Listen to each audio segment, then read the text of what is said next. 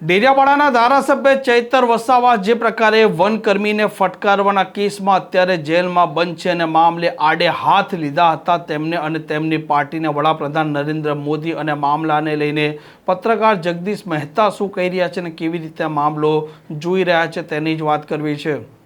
વૈષ્ણવજન તો તેને કહીએ જે પીડ પરાઈ જાનાને રે. નમસ્કાર, આપ જોઈ રહ્યા છો નવજીવન ન્યૂઝ અને હું છું આપણી સાથે તોફિક ગાંચી. નર્મદામાં જે પ્રકારે ડેડિયાપાડાના ધારાસભ્ય ચૈતર વસાવા સહિત 9 લોકો છે ત્યાંની સેશન કોર્ટે તેમને 7 વર્ષની સજા વનકર્મીને ફટકારવાના અને અન્ય કલમો અંતર્ગત લગાવી છે અને અત્યારે તે વડોદરાની જેલમાં બંધ છે. મામલો ગરમાય છે અને રાજકીય તાપમાન પણ વધે છે અને વડાપ્રધાન નરેન્દ્ર મોદી પંજાબથી આમ આદમી પાર્ટીના જે કારનામા છે તે ઉગાડા પાડે છે અને ચૈતર વસાવાનું નામ લીધા વિના તે નિવેદન પણ આપે છે કે ગુજરાતમાં આમ આદમી પાર્ટીના એક ધારાસભ્ય છે તે સરકારી અધિકારીને ફટકારે છે અને તે મામલે કોર્ટે તેમને 7 વર્ષની સજા ફટકારી છે. આ મામલે રાજનીતિ પણ તેજ થઈ છે અને સમગ્ર ઘટનાક્રમને લઈને પત્રકાર જગદીશ મહેતાનું શું કહેવું છે એના મામલાને તે કેવી રીતે જોઈ રહ્યા છે તે જ સાંભળી લઈએ. વડાપ્રધાને શું વાત કરી, જે ઘટી એની વાત કરી કે નહીં, કે આમ આદમી પાર્ટીના ગુજરાતના એક નેતા જે છે એને અદાલતે 7 વર્ષની સજા ફરમાવી છે. અપરાધ શું છે? સરકારી કર્મચારી ઉપર હુમલો કરવો, ખંડ કરાવવી રે.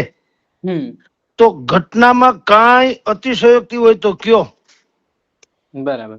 વનકર્મી ઉપર 2023ના ઓક્ટોબરમાં હુમલો થયો, એ ભલે પછી ઓછો થયો, વધુ થયો, ફેબ્રિકેટેડ છે, વનકર્મીઓએ ખોટો કેસ કર્યો, એ બધી ડિબેટનો વિષય છે, પણ કાગળ ઉપરની વાત કરું છું. તો ઓન પેપર તો સરકારી કચેરીમાં શું થયું છે, વનકર્મી ઉપર હુમલાનું વાત થઈ છે. એના ઘરે મીટિંગ ચૈતર વસાવાના ઘરે મીટિંગ બોલાવી હતી. હવે જે જમીનમાં વાવેતર હતું, આખો મુદ્દો શું હતો ફૈઝલભાઈ, કે સરકારી જમીનમાં કોઈએ ગેરકાનૂની રીતે ઘૂસણખોરી કરીને વાવેતર કર્યું. એ વાવેતર વનકર્મીઓએ ઉખેડી કાઢ્યું. બરાબર. ત્યાર પછી ખેડૂતોએ કીધું કે અમને વળતર આપો. બરાબર. હવે એ વળતરની વાતમાં ડખો થયો.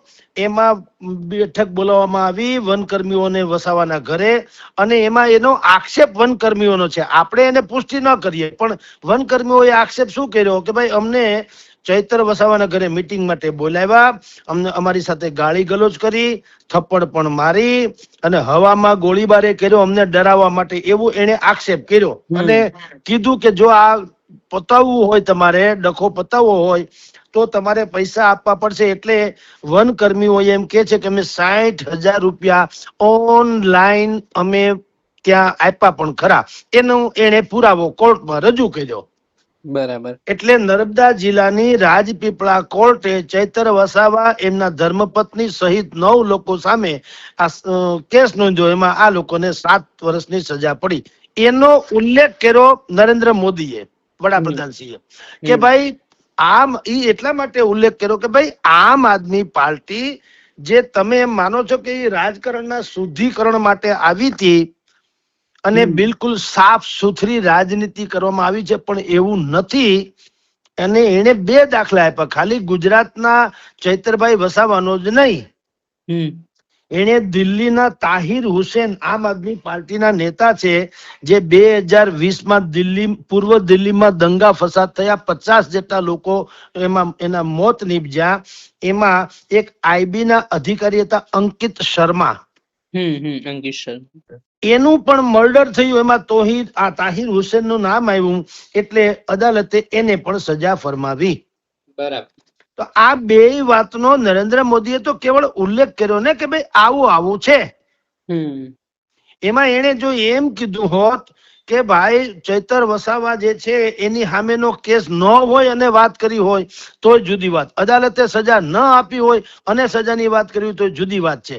હવે જે બન્યું છે એ તો છે રેકર્ડ ઉપર. બરાબર. રેકર્ડ ઉપરની વાત કરું છું. હવે ઈસુદાન ગઢવી થી માંડીને બધાએ કીધું એ સારી વાત છે, સાચી વાત છે, પણ ઈ પણ એનો વિરોધ પક્ષ તો એમ જ કહે ને, ઈ ક્યારે એમ કે ના ના અમારા એમએલએ ખરાબ હતા. એને કીધું કે અમારા એમએલએ જે છે એ વનકર્મીઓને માથે હુમલો એટલા માટે કર્યો કારણ કે એ રક્ષા કરવા ગયા હતા આદિવાસીઓની. બરાબર. એટલે બે પોતપોતાની રીતે આપણે કોઈનો પક્ષ ન લઈએ, પણ મૂળ વાત જે છે ઈસુદાનભાઈ કે બીજા કોઈ કે આદિવાસી સમાજમાં રોષ કોઈ હરામ બરોબર ક્યાંય કોઈ રોષ બોષ ક્યાંય ફાટી નથી નીકળ્યો. એ બધા નિવેદનબાજી છે. બરાબર. હા, રોજ શેનો ફાટી નીકળે? કઈ ખોટું કીધું હોય કે ભાઈ આવો કેસ ન થયો હોય અને કીધું હોય, સજા ન ફરમાવી હોય અને કીધું હોય તો જુદી વાત છે. હવે જે છે એ તો છે. અત્યારે તમારી સાથે અને આટલું બધું આમ આદમી પાર્ટીને દાજે છે માની લઈએ તો ભલામણા તમે અત્યારે જ જુઓ એક ડિબેટ શરૂ થઈ છે. વસાવા મનસુખ વસાવાએ પણ કીધું કે આમ આદમી પાર્ટીના નેતાઓ ચૈતર વસાવાને જેલમાંથી છોડાવવાના બદલે નરી રાજનીતિ કરે છે. લે તો ન્યા કા રોષ ફાટી નથી નીકળતો.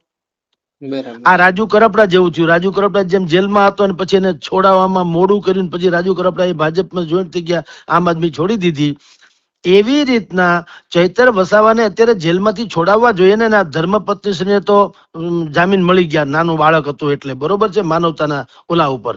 પણ બાકીના બધા જેલમાં છે તો એનો વ્યવસ્થા કરવી જોઈએ ને છોડાવવાની. રાજકીય ઈશારો એ છે કે વચ્ચે એવી વાત હાલતી હતી જયારે ચૈતર વસાવાના ધર્મપત્ની શ્રીને જામીન આપવામાં સરકારે કૂણું વલણ દાખવું, ત્યારે એવી વાત હતી કે ચૈતર વસાવાને પણ ભારતીય જનતા પાર્ટી પટાવવાની કોશિશ કરે છે. બરાબર. આજની તારીખે પણ સ્પીકરે એ નિર્ણય નથી લીધો કે એનું ધારાસભ્ય પદ રદ થાય. બરાબર. ઈ જે લટકાડી રાખ્યા ઈ શું છે? પટાવવાની પ્રક્રિયા હતી કે જો માની જાય તો હોનાના. આમાં તો એવું છે ને, ભાજપની પણ એક તો વ્યવસ્થા છે ને કે તુલસીનું પાન નાખો એટલે બિયર થઈ જાય પંચામૃત. તમે અમારા આવો, અમારામાં આવી જાવ તો તમે હોનાના, બહાર છો તો ગારાના. એટલે હવે નરેન્દ્ર મોદીએ જે વાત કરી છે એનો અર્થ એવો નીકળે કે મોટા ભાગે ઈ સમાધાન સંભવ લાગતું નથી.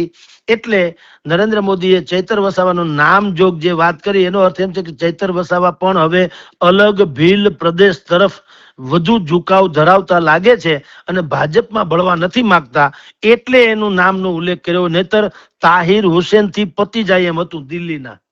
બરાબર.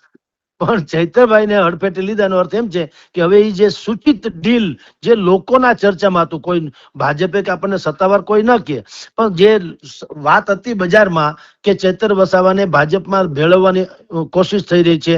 અને એ તો ઈસુદાન ગઢવીએ પ્રેસ કોન્ફરન્સમાં હમણાં ગઈકાલે પરમ દિવસે આ નરેન્દ્ર મોદીના પ્રવચન પછી જે પ્રેસ કોન્ફરન્સ કરી એમાં એણે પણ એ વાતનો એણે જિક્ર કર્યો કે ભારતીય જનતા પાર્ટી કોશિશ કરે છે ચૈતર વસાવાને ત્યાં લઈ જવાની. પણ એનો મેળ નહીં પડ્યો હોય એટલે હવે આ ઉલ્લેખ કર્યો છે ચૈતર વસાવા વાળો. એટલે એનો આનો રાજકીય ઈશારો એ રીતે સમજવો જોઈએ કે હવે ચૈતર વસાવાનું ડીલ કમસે કમ યા તો વિલંબમાં છે યા તો અસંભવ છે, અથવા તો એ બહારથી ભીલ પ્રદેશની માગણીમાં આગળ વધે અને જો સારા ધારાસભ્યો ચૂંટાઈ જાય ભીલ પ્રદેશના નામે દાખલા તરીકે, તો ઈ જેમ પશ્ચિમ બંગાળમાં થયું એમ પછી પક્ષ પલટો કરીને કે ગમે એમ કરીને બહારથી ટેકો આપે કે, એટલે એને બારી ખુલ્લી રાખી બુદ્ધિપૂર્વક. હાવ તૂટી જાય એવું તાણ્યું નહીં, થોડીક ધમકી, આપણી ભાષામાં ધમકી આપી દીધી કે તમે દૂધે ધોયેલા નથી એમ. આ પ્રકારના સમાચાર માટે નવજીવન ન્યૂઝ ચેનલને લાઇક, શેર અને સબસ્ક્રાઇબ કરવાનું ભૂલતા નહીં. નમસ્કાર.